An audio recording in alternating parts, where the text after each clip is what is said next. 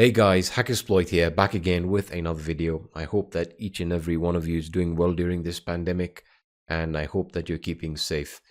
Now, in this particular video, we're going to be taking a look at an introduction to penetration testing. As we've already been continuing with the penetration testing bootcamp, the purpose of this video and this series of videos is to introduce you to penetration testing concepts that are previously really not covered and focused on. An example of this is enumeration. It's something that a lot of penetration testers talk about, but no one really explains and demonstrates. So the purpose of this set of videos is to explain and break down each step. Now, the way we'll be doing this is by taking a look at various vulnerable boxes on Hack the Box and VulnHub.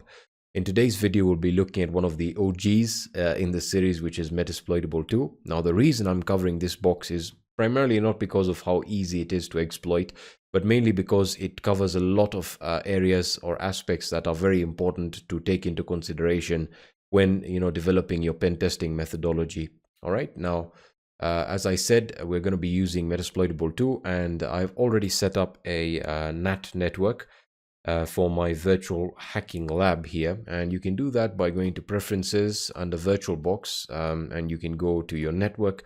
You can see I've created my virtual hacking lab. The only reason I'm showing you this is the fact that it's using its own network CIDR and of course range, and of course it supports DHCP. So I just want to make sure that that is clear. So this is my network range here, and this is the network we're going to be operating under. So we're no longer going to be using the standard addresses that we've been using before, like 192.168.0.1, etc. All right, so let's go back into Kali and we can get started. So the first area or section of penetration testing, once we've established our target, is network discovery. Now, there's tons of techniques and tools that you can use for network discovery. Many people will jump to Nmap. However, if you are on a local area network, then using techniques that involve ARP or the address resolution protocol can be very useful. So in this case, we can use a tool called NetDiscover. All right, so we can say NetDiscover, and it comes pre-packaged with Kali, and to use it we need to specify an interface that we want to use, and an interface can be found by using the ifconfig command, and you want to look for the interface that where you have your IPv4 address, and it's going to be labeled here. In our case, the interface name is Ethernet 0. All right, so the interface is going to be Ethernet 0, so we just want to type that out, Ethernet 0, and then we can specify a network range that we want to scan for. And given that we're using NAT, we can probably use the default network range and CIDR, but again, we can specify it to save a lot of time. So what I'm going to do is I'm just going to specify it so it's 10.0.0, and we can start off from 1, and we specify the range of 24, right? And we're going to hit enter. With using NetDiscover, this is going to take a few seconds, and it's going to say it's going to be completed. However, with the current version of NetDiscover, there seems to be an issue with displaying the results. So I'm just going to wait for this scan to complete. It usually takes about a few minutes, although this scan is quite quick. If I typically do not specify a range, and that would mean that I would scan my entire network, both class C and D ranges, that would take quite a while. So again, specifying the range is very important. So I'm just going to wait for this to complete. All right, so the scan is complete. As you can see, it captured the response packets, about 4 response packets from 4 hosts. So it tells us that, all right, we have 4 devices on our virtual hacking lab network here. And the one that stands out is going to be this IP address right over here. Now, our Kali IP address is not going to be listed, and that's because it is the host, and that has an IP of 10.0.0.4. All right, so we just want to keep that in mind. Of course, in your case, it's going to be different. So now that we've established that, we can now get started with performing port scanning, so on and so forth. However, I also want to cover network and host discovery using Nmap. All right, so with Nmap we can perform a ping scan to discover hosts that are online on a network, and to do this we can again use the SN option or the ping option, and we don't want to ping only. So again, we can then specify the entire network range here. So 10.0.0.1/24 So I'll just specify that right now. And again, this will be much faster because it does not use the address resolution protocol. As you can see, we get our results much quicker. And we have the Metasploitable 2 box right over here and the Kali box right over here. All right, so now that we've established what device is online, we have now selected our target, and we can now perform port scanning and identification either through service version identification or operating system identification, or all together. All right, so in terms of port scanning, we can run a default Nmap scan, which will scan 1,000 of the most common ports on the target. And yeah, so if we type in Nmap 10.10, 10.0.0.8, which is the target IP, and just hit enter, you can see we have a plethora of services that are currently available on the target. However, this is not extensive, given that we're only scanning 1,000 of the most common ports. There are about 65,535 TCP ports available, and it really is not a good idea to only scan 1,000 of the most common ports. You have to be extremely extensive and exhaustive with your scans, so you need to ensure that you've scanned all your TCP ports as well as UDP ports, because there are and could be services running on UDP. So that's something you need to take into consideration. Now, in this case, you can see we have plenty of services, and the way the results are sorted out are as follows. You have port, state, and service. However, these results just give us a brief idea of what we're working with. To get a clearer picture, we can start enumerating more information about the services and about the box itself. The information we're looking for are service versions, the operating system that's currently running, so on and so forth. All right, so to do this, we're going to run quite an extensive scan. So we're going to say Nmap, and we're going to run a stealth scan or a SYN scan to speed up the amount, or to reduce the amount of time the scan will take. We can also use a timing template or the timing option, sorry. So we can say T4 or T5 for a much faster scan, and you can slow it down if you're dealing with a box that has a firewall, or if you're trying to evade intrusion detection systems. All right, so to then specify the entire port range, which is the entire 65,535 ports, we can specify P hyphen P hyphen. If we want to specify a custom range of ports, we can specify, a specific port, maybe like port 21, or an entire range like port 21 to 443, and that's only going to scan those ranges. But we want to scan the entire range to be exhaustive. And in addition to this, we want to run an aggressive scan. Now, an aggressive scan combines 3 types of scans. It's going to combine a service version detection scan, an operating system detection scan, and it's going to run a default Nmap scripts scan. So again, when I talk about the default Nmap script scan, it's referring to the default Nmap script category of scripts that Nmap will typically run when specified. So again, we can now specify our target, so 10.0.0.8, and we can then output this into a normal format. We can output it to a TXT file, so we'll just call this Metasploitable 2, and we can say _nmap.txt just to keep things nice and clear, and we can then hit enter. Now, given that this is going to perform a script scan, it's going to run all the default scripts within the default Nmap script category. This is going to take a few minutes, so I'm just going to start the scan, and I'll wait for this scan to complete. All right, so the scan is complete, and that took about 215 seconds, which is modest. And of course, you can increase the aggressiveness of your scan, but that's something you need to keep into consideration when you're dealing with firewalls, intrusion detection systems, and potentially devices that could be overwhelmed by the amount of requests you're sending to them. All right, so you can see we have a ton of information that has been returned to us, quite in quite stark contrast to the results we got earlier right over here. So the first thing you'll notice is you'll get an additional column where we have the version, and that's where we're dealing with service version detection and enumeration. So again, this will help us detect the exact service version that is running on a particular port. So for example, if we have FTP running on its respective port, and that is port 21, we need to know what version of the FTP service that's running, because we have many types of FTP servers available out there. Many are open source. We also have paid versions, and depending on the operating system you're dealing with, whether you're dealing with Linux and Windows, this can be very important, because again, the service version detection helps you understand and plan your attacks much better, and will also help with vulnerability scanning and analysis. All right, so just below that particular port scan, you will now, the default Nmap script scan begins, where the first script that is run is the FTP anon script, and the FTP anon script is essentially responsible for trying to perform an anonymous FTP login on the target and to test if the anonymous FTP login will be successful. In this case, it tells us that indeed the anonymous FTP login is allowed, and it gives us the FTP code to actually confirm that, or to provide proof rather, that was successful. The next FTP script that is run is the FTP syst script, which gives us information regarding the FTP server and the type of parameters we're dealing with.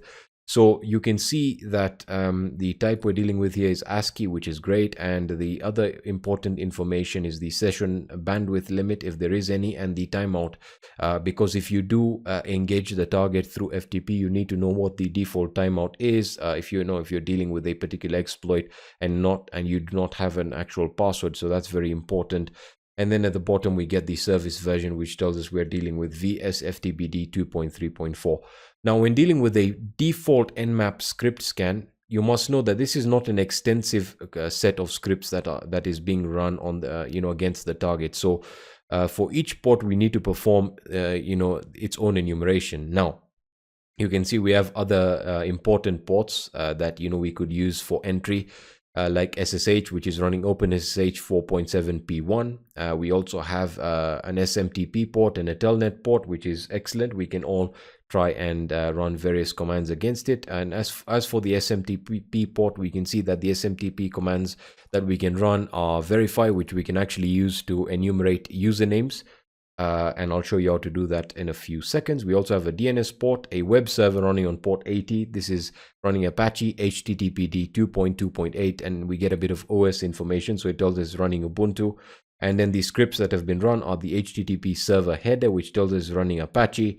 And then the HTTP title tells us we're dealing with, the title essentially states Metasploitable to Linux. And then of course we have SMB ports here running Samba.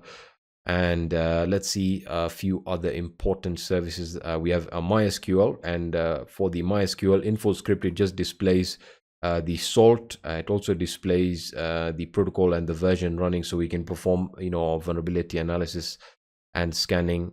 We also have VNC, which is great, PostgreSQL, etc., etc. So there's a ton of services, and as I said, Metasploitable 2 is designed to be intentionally vulnerable, and it is a system that's not really difficult to exploit. It is one that is used to demonstrate the plethora of services that you could be dealing with and how you would go about exploiting them. And of course, it's very important to understand how to deal with a particular protocol and service before you get into more complex boxes. So for the operating system detection, you can see we are dealing with a kernel of version 2.6, which is fine, and it really doesn't give us more information regarding the actual version of the operating system, but we know it's Ubuntu in the least, right? So now that we have an idea of all the services that are running, we can now begin with the enumeration. We'll start off with the most important ports, right? Because these are the ones that are going to, these are the ones that are actually providing us the best opportunities for access.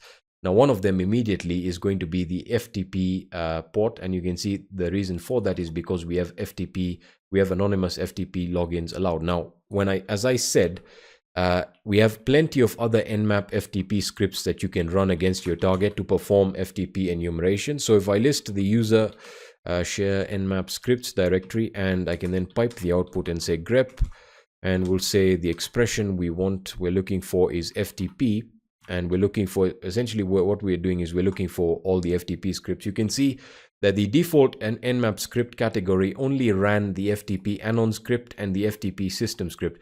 However, if you look closely, we can see that we have a few vulnerability scanning, vulnerability-based scripts that actually test for a particular vulnerability, like this one right here. It gives us the CVE. And then we also have a backdoor script. Now, the thing about Nmap scripts is many of the backdoor and the vulnerability scripts could be intrusive in that they could run an exploit on the target, and that's something you want to take into consideration during your assessments and your pen test, because you may not be ready to start engaging with the target. Now, from our results here, you can see that the target is running vsftpd, and the script that was not run, that is available, is this script right over here, the ftp vsftpd backdoor script. So we can actually run this against the target to see if our target is vulnerable to this particular vulnerability, and we can actually get a backdoor. So to do this, we say nmap, and again we'll use the sv option here to enumerate the service version, and then we specify the port. And that's because we're now dealing with one port as opposed to all the ports. So we specify the port number, which is going to be port 21. We say script, and then we paste in the script, and we do not need to specify the extension, the NSE extension, and then we specify the target here, and we can then just hit enter, and this should just take a few seconds. And there we are. It tells us that for this particular script, that this service is vulnerable and it is exploitable, and then it gives us the CVE code. CVE stands for Common Vulnerabilities and Exposures, so it gives us the code and the disclosure date, as well as when this exploit was reported. Now, you can see that this script is intrusive because it actually performs the exploit, and it executes a shell command on the target, and the command that it executes is the ID command, which will display the user ID. In this case, the user ID is root, which means we can get root access using this particular exploit. So then it gives us the references that we have. So it gives us references to the disclosures, to proof of concepts, etc. And at the bottom here, you can see that we have a module for this particular exploit. So again, if we use searchsploit, which again allows us to access the exploit DB database. So we can say searchsploit, and we can type in the service that we're dealing with. In this case, we can enter vsftpd and hit enter. And as you can see at the bottom, we have the version that we're looking for, and that is vsftpd 2.3.4. And we have a backdoor command execution, and this is a Metasploit module. So again, we can run Metasploit with this. So we can type in msf console, hit enter, and that's going to start up the Metasploit console for us, where we can then search for this particular module and see whether we can get root access. All right, so I'm just going to start this up. And when we're talking about FTP, I'm just going to touch upon FTP enumeration. There's multiple ways we can, again, try and access this. As I said, we have not taken a look at anonymous FTP access yet. So let's actually do that before we move on to the Metasploit module. So anonymous FTP access essentially means that you can access the FTP server on a target using anonymous credentials. So if we say FTP and we enter the address here, and we type in anonymous and hit enter, and we just hit enter on a null password, you can see we were able to log in successfully. And if we list the files within here, we don't have any files or directories here.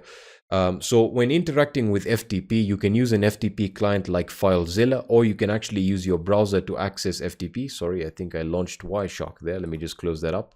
So if I open up my browser, I can specify the protocol we're looking for, and this will allow us to easily navigate the files that are within the FTP directory that might not be listed within the FTP terminal utility. So if I say FTP and then I say 10.0.0.8 and I hit enter, you can see it actually lists the FTP directory for us, and now we have a much better way of accessing the files, if any. You can see we can also go up to a higher level directory, and it actually lists that for us here. And you can see that we currently cannot go any higher, and that's probably because it's blocked. We also know that we have a web server running. So let's see if we already know that the FTP server is really not correlated to the web server because we do not have any listings here of any files. So if we try and access the web server, so 10.0.0.8, and we're using HTTP now, you can see that that is a Metasploitable tool, and it tells us that we should never expose this VM to an untrusted network, etc. We also get credentials telling us you can log in with MSF admin and password of MSF admin to get started. And right over here we have various vulnerable web applications that we can use, and we also have PHP my admin, which is interesting. So you can see that the FTP server really does not give us access to the web directory or the Apache directory as we might have expected. So that might not give us anything. But going back to the Metasploit module here, so if we search for vsftpd and I hit enter, you can see we have the module there, and that is vsftpd 2.3.4, and that's the backdoor. So we can copy that module and we can just say use. paste it in here. And if we list the options available to us, you can see the only option we need to specify the R host and the R port, which is the target IP address and the target port on which we have the FTP server running. So again, we can set the R hosts to 10.0.0.8. So that is the target IP. The target port is set correctly. We know that it's running on port 21, and all we need to do is type run. All right. Now that we've typed in run, we can actually, we get a command shell. So it's going to open up a command shell. We don't get a meterpreter session. However, we know that we have root access on the system. So if I type in something like ls, you can see we can actually list the directory here. And if we type in ID, we know that we're currently the root user. So we pretty much have total control, but I'm not going to stop here. We're going to touch upon other services that we can also exploit here. And we will talk about enumeration a little bit more. Now, you can see that I do not have a proper shell. And if I want to spawn a TTY session or a TTY shell, based on the environment that I have, I can either use, something like, if I say bin bash, something like a bin bash I, you can see I get a bash session here. And there are plenty of ways you can spawn a TTY session. You can use Python. So it's entirely based on your environment. And this is primarily dealing with Linux environments. Now you can see I get a bash session, but we don't have job control. And I already have access here. So we're going to maintain access through this particular service. Now let's take a look at the other services that we have available to us.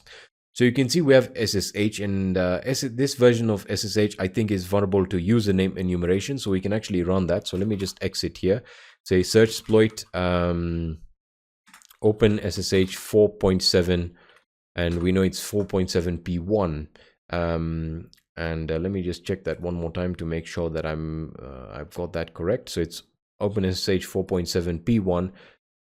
So you can see that, yeah, we do not have, it looks like we can only perform username enumeration, which is really not helpful because SSH is one of those protocols that you need to brute force to actually access. So let's see if we can actually access this. So I'm going to say, we'll say SSH, and we'll say, let's try and access root. We know that we have the username of MSF admin that we can try and access, and let's see if that works. So we'll start off with MSF admin at 10.0.0.8, and we hit enter. And I'm going to accept, and if we type in MSF admin and hit enter, you can see we can access the MSF admin user. But since we already have root access, this is really not that better, except for the fact that we're now dealing with SSH, which is a much more stable and reliable protocol for establishing a remote session. All right, so that is one way. If we try and access the root user, and we can try default credentials and try brute forcing, which is also another way. Let's try and access telnet just to see if that works as well. So we can try telnet. So telnet, and we can just hit the target IP right over here. And you can see we get a banner with telnet, and the banner tells us that we can log in with MSF admin. So of course, this is not something you'd find in the wild. Looks like we got a bit of an error there. So MSF admin, and we can log in with MSF admin. So again, this is not something you'd come across in the wild, but I'm just taking you through the typical methodology that you want to follow. So with telnet, you can see we got a banner that gave us the password, which again is something we might not get on our own. But again, if we try and use the SSH connection with the user MSF admin, and we type in 10.0.0.8, and let me just type in the password, which is going to be MSF admin here. You can see that we pretty much have access here, and we list the ID, we get that as well. If we list the files within this, we can see we have a vulnerable folder which contains all the vulnerable web applications. So again, since we already have SSH access, we can then use multiple scripts to gain access to the root user, but we already have that. The other thing we could do is we could try and crack the Linux password. So before we do that, let's just see what version of Ubuntu is running here, because we do know for a fact that it is running Ubuntu. So cat etc issue, the banner is changed. If we try release, you can see it tells us it's running Ubuntu 8.04, which is a very old version of Ubuntu. So uname R, so there might be a lot of privilege escalation exploits or privilege escalation exploits that we can run on the target. So that's one method. However, if we take a look at the other services, I'll just go through a few other services.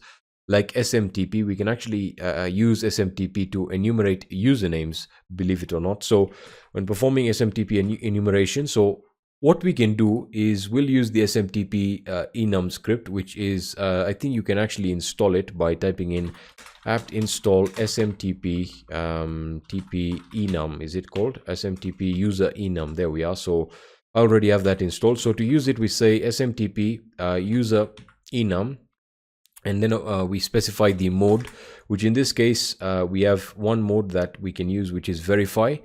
So let's actually use that. So I'll go back here and we'll say vrfy, and we then need to specify a user list. So we can specify that using user, and then we go to the word list directory on Kali, which is under user, share word lists, and we can use the Metasploit word lists, which are great, and we can then look for Unix usernames or users.txt, and we specify the target IP, which is going to be 10.0.0.8, and we can hit enter, and that is going to enumerate users. And you can see that it tells us we have a few users that we might have guessed existed.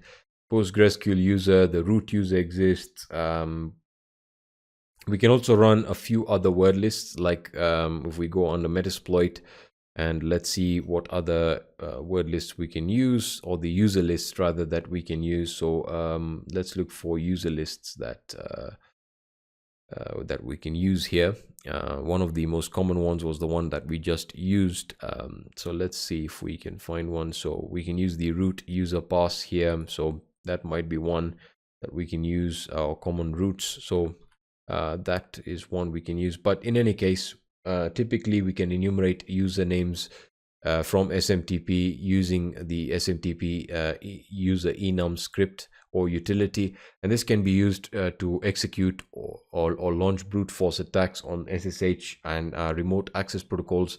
It's very rare that you'll run into telnet once you have SSH running on the server. So that is SMTP, and we pretty much already have established a foothold. Now, in terms of performing vulnerability analysis on particular services, like for example Samba or SMB and any of the other services that remain, that's something that I want to cover when I'll be covering vulnerability scanning tools like Nessus and OpenVAS, or any of the other ones available.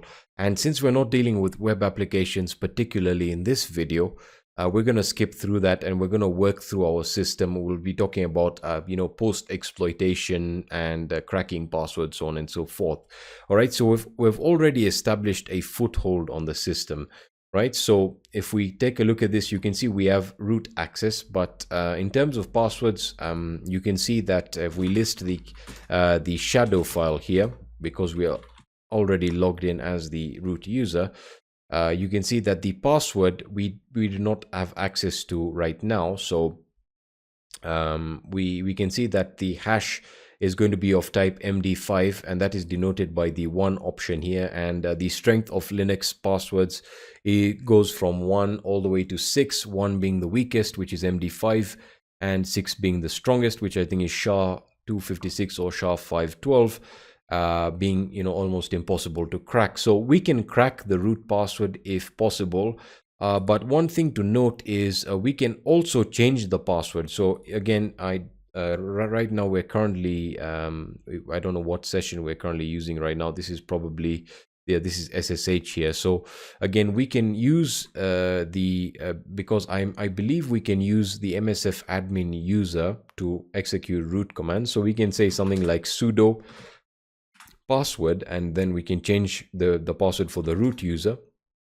So we can say sudo password root and hit enter, and then we can enter the password for MSF admin, which is MSF admin, and then we can enter a new Unix password for the root user. So again, I'll just terminate that, and we're not going to change that. However, we can do that if we want. So what I'll do is I'll just do that one more time, and I'll change it to something simple like password, right? And the reason for that is I'm going to be covering how to crack Linux passwords. So I'll just hit enter, and we'll type in password 123, something a bit lengthy.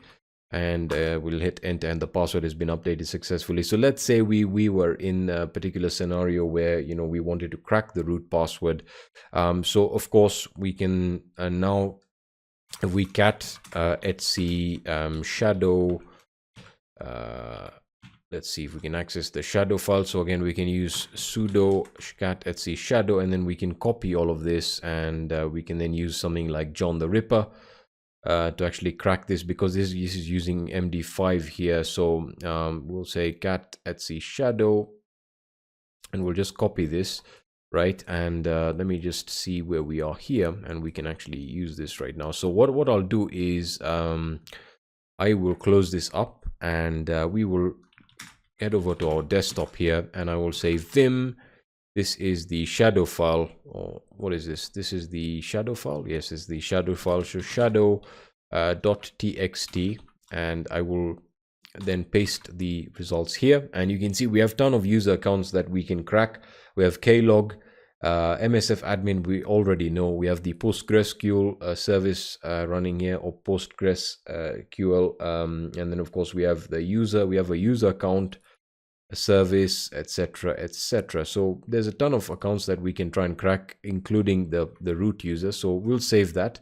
Now let's get the password file. So again, we can then say cat etc password, hit enter, and this is just going to give us a list of all the user accounts. So we can then use this. Let me just look for where we typed this in. So there we are. This is right over here, cat etc password. We'll just copy that, and again vim, we'll say password .txt, right? And we can then just hit enter here, and I will paste that in there. And now what we're going to do now when cracking this, apologies for that, when cracking this is we want to actually we want to use John to unshadow the file first of all, and we're going to be cracking all the accounts. So we're going to use John to unshadow the file, and then we're going to be taking a look at we'll then use John to crack it, and the word list we'll be using is the RockU word list. So doing this is going to be very easy. The first thing we need to do now, given that we have pasted, we've got both the shadow and the password file, is we now need to unshadow this file, or both the files here. So we'll say unshadow. So unshadow, I believe it comes pre-installed or pre-packaged with John. So we'll say unshadow. We'll say password.txt and shadow.txt, and we'll export this to hashes, or yeah, we'll just, because these are still hashes, so we'll say hashes.txt. And if we display the hashes.txt file, you can now see we have the hashes here, and we can now perform the cracking. So again, to crack this, it's very simple. We just say John, and John will automatically crack this. So we'll say John word will automatically detect the type of hash we're dealing with. So the word list is going to be user share word lists, and this is going to be rocku.txt. And that's done. Now you can just specify the hashes.txt. I'm going to hit enter, and you can see it's going to start that, and it's going to automatically detect that the format is MD5 crypt, and immediately we're able to crack the root user. And that's because I changed it to demonstrate how you can crack these passwords, and that's a fairly simple password to crack, because again, it's really not that complex. So we know that the password for the root user is password123, and it's still cracking the other passwords. Now this is going to take a lot of CPU power, and you know, any other hardware that you can actually assign to this. And because I'm running this in a VM, you can see looks like we didn't get any other password. We weren't able to crack any of the other password hashes. So we can use some other word lists that are available to us. So if we list use share word lists, and we use the Metasploit directory here, which has some very good ones, we can use some common ones here. We can use the password list right over here, or we can look for the Unix passwords right over here. We can use that. So we can do that right now. So we can say user share word lists Metasploit, and we say Unix passwords.txt, and hit enter, and we can just hit enter. and we do not get any other passwords for the other hashes. So let's try a few other word lists that we can use here. We can try common roots.txt, so we can try that right now. So common roots and that .txt, and again that runs, and it looks like we aren't able to get any other passwords for the hashes, but we get the root user password. So that is how to crack Linux passwords. Now again, based on the hash that you're dealing with, the type of encryption you're dealing with, some passwords will be nearly impossible to crack.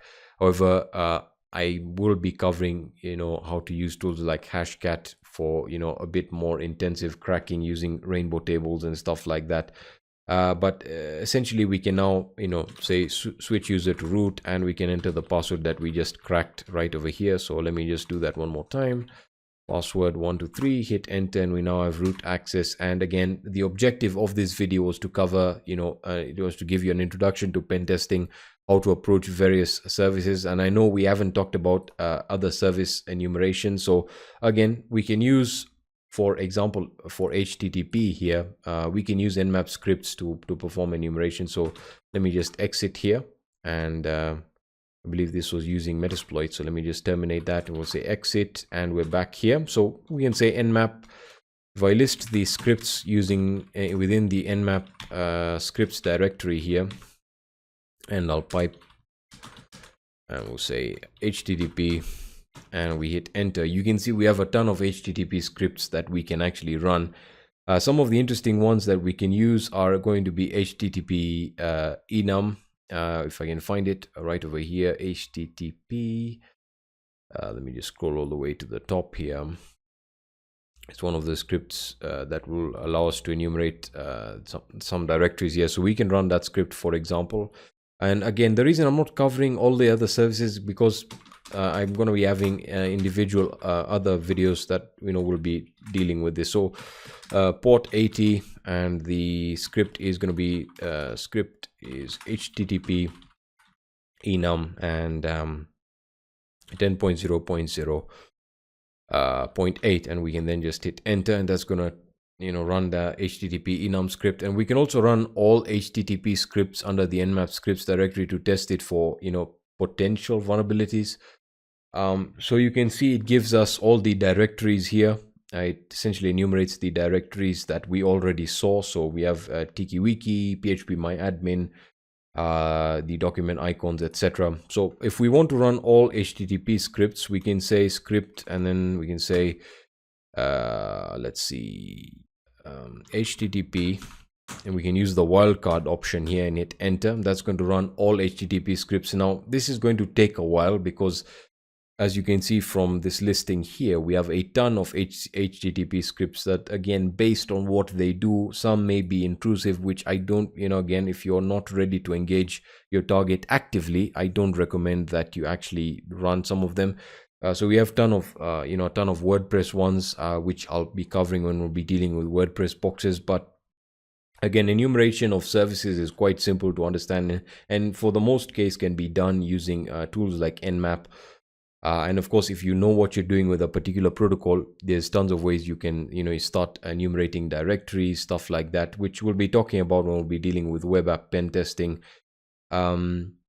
So that is how to, that is an introduction to pen testing. As I said, there's tons of other services here that we'll be taking a look at. And for the most part, our goal for this video was to get access and to get root access to the system. We're not looking for any particular flag. So that's going to be it for this video. As I said, this is just an introduction to pen testing on Linux boxes. We'll be covering a whole lot more to do with Windows boxes, web application pen testing. And I would love to hear your feedback regarding what I should cover more, especially in terms of enumeration, post-exploitation, stuff like that, because I think it's very important that students are introduced to this early so that, they get a grip on it much quicker. So again, let me know your feedback in the comment section. You can connect with us on our social networks on Twitter, LinkedIn, and you can also discuss or engage with us on our forum at HackerSploit, forum.hackersploit.org. And I'll be seeing you in the next video.